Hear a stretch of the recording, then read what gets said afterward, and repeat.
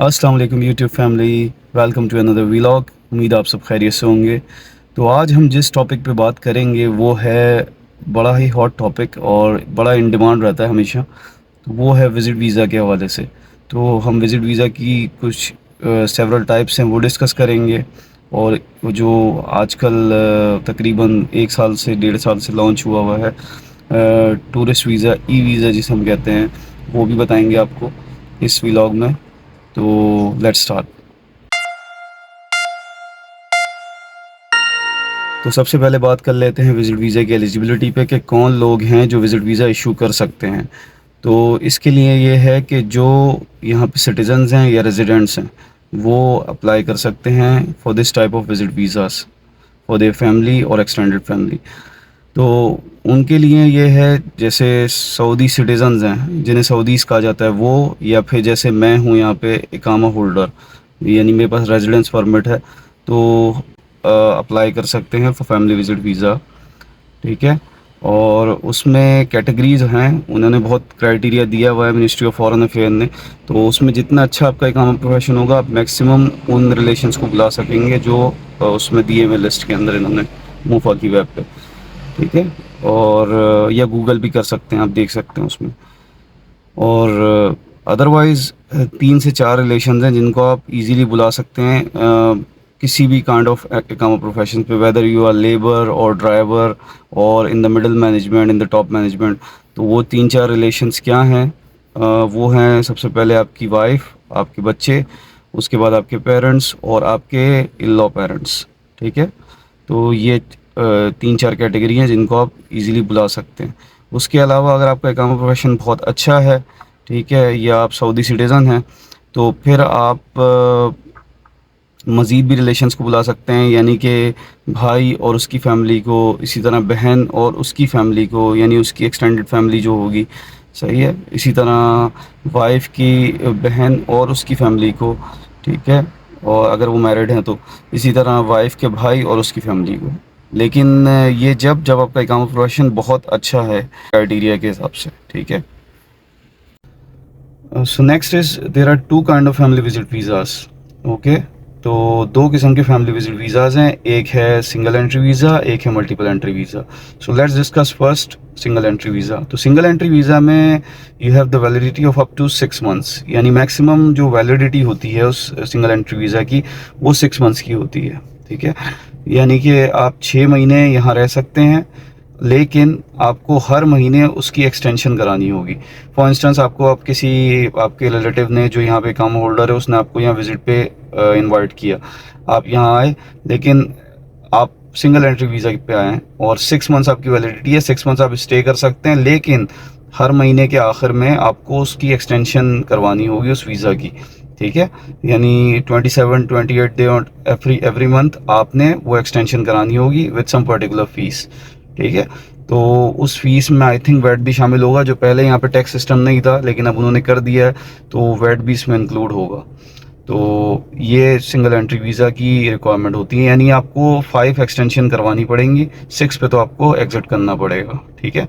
हर month के and में तो 5 मंथ्स तक तो आप एक्सटेंशन करा सकते हो, 6 मंथ आपने you have to go back to your native country, then फिर अगेन न्यू वीज़े पे आपको आना होगा। ठीक है। ये हो गया single entry visa. Multiple entry visa की बात कर लेते हैं।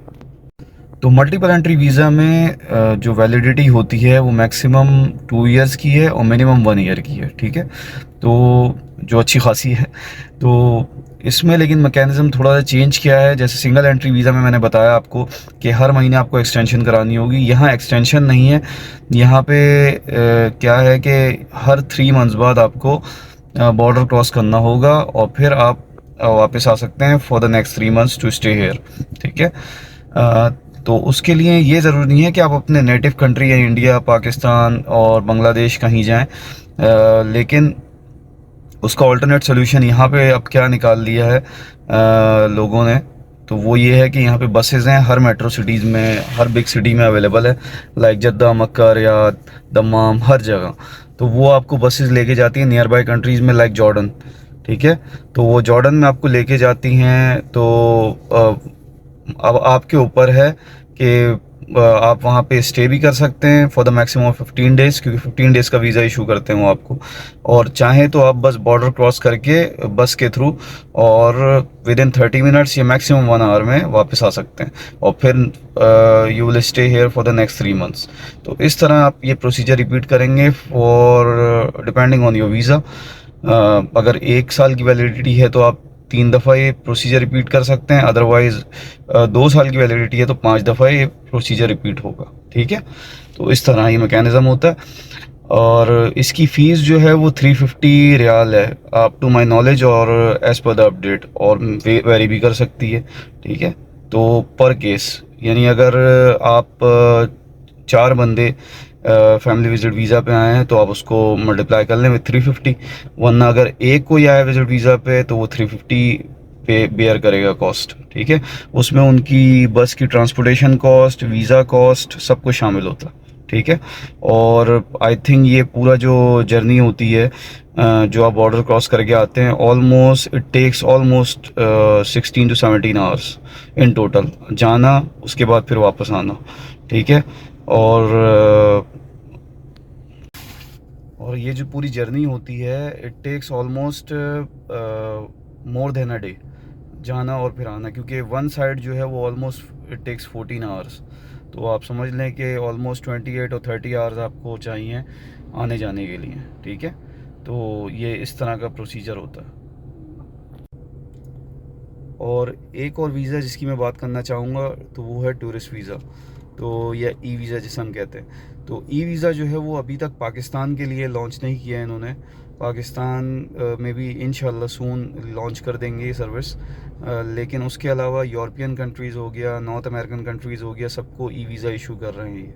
ठीक है, तो उसमें यह है कि आप मोफा की वेबसाइट है तो वहाँ जाके आप ई वीज़ा इशू करवा सकते हैं, और उसकी एक पर्टिकुलर फ़ीस है, फॉर्म फिल करें, फ़ीस पे करें, और विद इन 72 आवर्स या लेस आपको वीज़ा इशू हो जाएगा for maximum up to 3 months. ठीक है, तो इस तरह है, तो वो टूरिस्ट वीज़ा आपको मिल सकता है। आप यहाँ पे स्टे करें, उम्रा करें, यानी एक्सप्लोर करें सऊदीया को इजीली।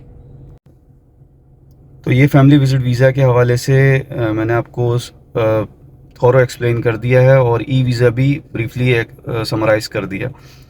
मज़ीद जॉब वीज़ास के हवाले से हमारा वीलॉग देखने के लिए इस लिंक पर क्लिक करें, और मज़ीद जो भी आप कंटेंट देखना चाहते हैं तो हमें कमेंट्स में अपडेट करें उस हवाले से, ताकि हम उस पर भी वर्कआउट कर सकें। हमारे चैनल को लाइक, शेयर और सब्सक्राइब करें। इंशाल्लाह मिलते हैं आपसे नेक्स्ट वीलॉग में। अपना बहुत ख्याल रखिएगा। अल्लाह हाफ़िज़।